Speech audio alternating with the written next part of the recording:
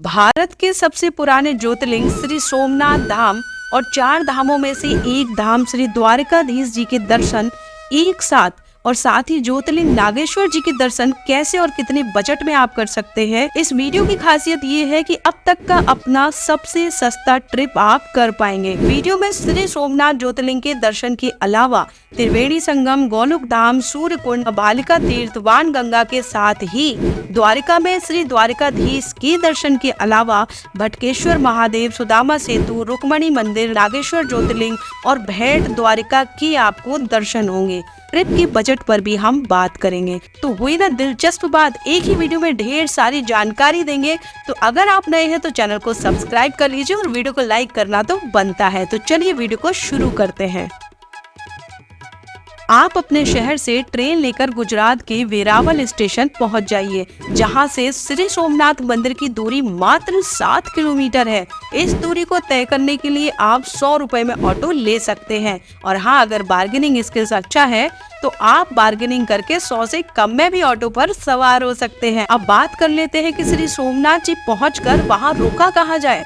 सोमनाथ मंदिर के 500 मीटर की रेडियस में आपको कई होटल और धर्मशाला मिल जाते हैं। जहां धर्मशाला 300 रुपए से शुरू हो जाती है, तो वहीं नॉन एसी होटल रूम भी आपको 600 से 800 रुपए में मिल ही जाता है।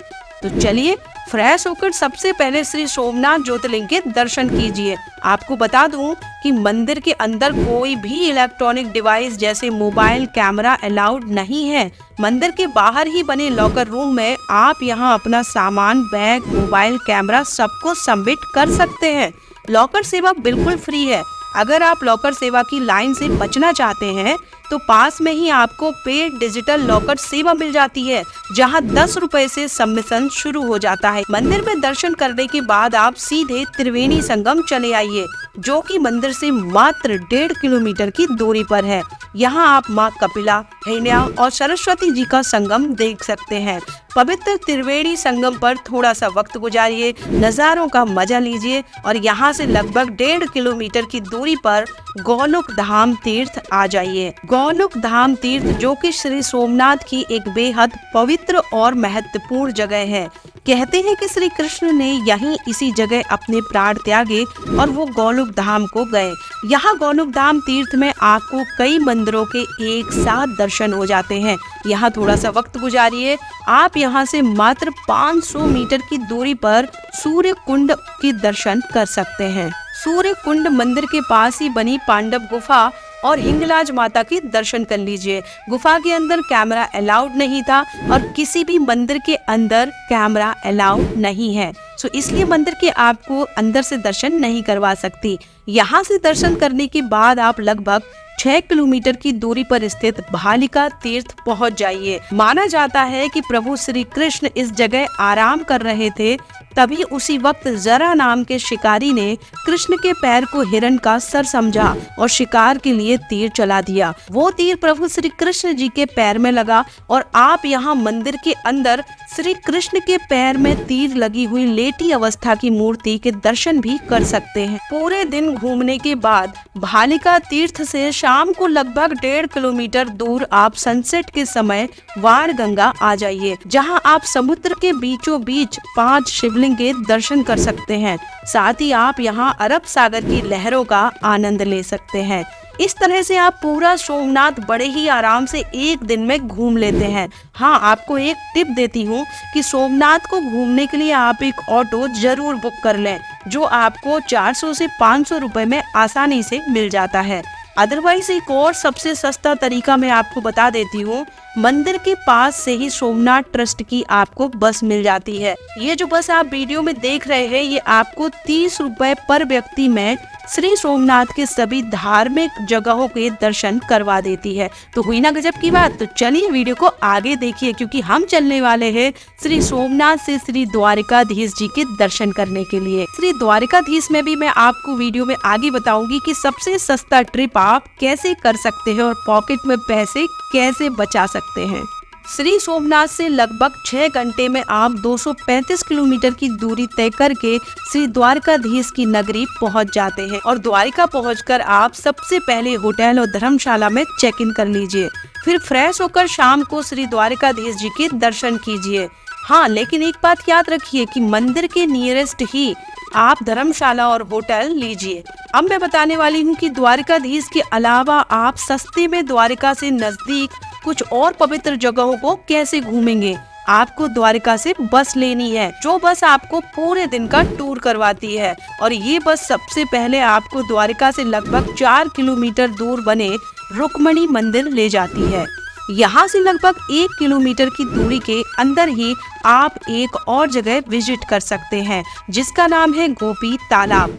इस तालाब को एक पवित्र तालाब माना जाता है और यहाँ की मिट्टी गोपी चंदन कहलाती है, जो कि आप यहाँ से खरीद कर अपने घर भी ले जा सकते हैं। गोपी तालाब से लगभग 10 किलोमीटर की दूरी पर स्थित है भारत के 12 ज्योतिर्लिंगों में से 10वें नंबर के ज्योतिर्लिंग श्री नागेश्वर धाम।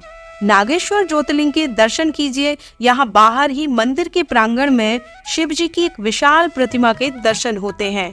यहाँ मंदिर के अंदर मोबाइल आप लेकर जा सकते हैं। बड़ी ही आसानी से आपको यहाँ शिवलिंग के दर्शन हो जाते हैं। नागेश्वर मंदिर से लगभग 24 किलोमीटर की दूरी पर अब आप भेंट द्वारिका आ जाइए। ओखा बंदरगाह पर आपको ये बस छोड़ देती है। लगभग 500 मीटर चलकर आप जेटी पहुंच जाते हैं, जहां से आप 15 मिनट में बोट लेकर फेरी लेकर भेंट द्वारिका पहुंच जाते हैं। भेंट द्वारिका में आप उस मंदिर के दर्शन करते हैं जो कभी भगवान कृष्ण का घर हुआ करता था। भेंट द्वारिका में दर्शन का समय सुबह के 9 बजे से दोपहर के 1 बजे तक और फिर दोपहर के 3 बजे से शाम के 6 बजे तक भक्तों के लिए मंदिर खुला रहता है। सोमनाथ और द्वारिका को विजिट करने के लिए सबसे अच्छा समय अक्टूबर से मार्च के बीच होता है। द्वारिका टूरिस्ट बस से आप मात्र 200 रुपए में द्वारिका की ये सभी प्लेसेस घूम चुके, जैसे कि भेंट द्वारिका, गोपी तालाब, नागेश्वर ज्योतिर्लिंग, रुक्मणी टेम्पल। तो हुई ना गजब की बात। तो अब आ जाइए द्वारिका में वापस और जान लीजिए कि इस पूरे ट्रिप का, जिसमें श्री सोमनाथ, श्री द्वारकाधीश और साथ ही साथ श्री नागेश्वर ज्योतिर्लिंग के दर्शन करने में आपकी जेब से कितना पैसा खर्च हुआ। मैं ट्रिप का बजट आपको दे रही हूँ श्री सोमनाथ जी से, जहाँ पर सबसे पहले आ जाता है आपका स्टे का बजट। आप धर्मशाला में रुकते हैं तो 300 रुपए और अगर रूम में रुकते हैं नॉन एसी में तो 600 रुपए से यहाँ शुरुआत हो जाती है। फूड के लिए मैं 250 रुपीज पर पर्सन लेके चलती हूँ, जहाँ आप ब्रेकफास्ट, लंच, डिनर कर सकते हैं, क्योंकि यहाँ हर जगह थाली की सुविधा उपलब्ध है। और साथ ही आपको बता दूं, अगर आप फ्री फूड खाना चाहते हैं तो श्री सोमनाथ ट्रस्ट में भी आप फ्री फूड सेवा ले सकते हैं। अगर आप श्री सोमनाथ जी के धार्मिक स्थलों को ऑटो से घूमना चाहते हैं तो मैं इसके लिए 500 बजट रखती हूँ और अगर आप बस से घूमना चाहते हैं ट्रस्ट की तो 30 रुपए में आप सभी धार्मिक प्लेसेस को घूम लेते हैं। मैं द्वारिका से ही बजट लूंगी। जैसे सबसे पहले द्वारिका में स्टे का बजट, तो द्वारिका में भी आप धर्मशाला और होटल में 600 रुपए का बजट लेके चलिए।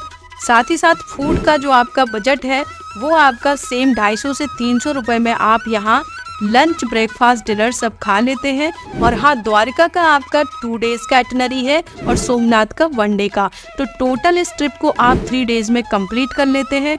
ट्रेवल वाली दोस्ती पर दोस्ती पक्की करने के लिए अगर आप नए आए हैं तो चैनल को सब्सक्राइब जरूर करें, क्योंकि आपके लिए ऐसे ढेर सारे अच्छे वीडियोस हम हर हफ्ते लेकर आएंगे। बोले श्री सोमनाथ जी की जय, श्री द्वारिकाधीश की जय, नागेश्वर ज्योतिर्लिंग की जय।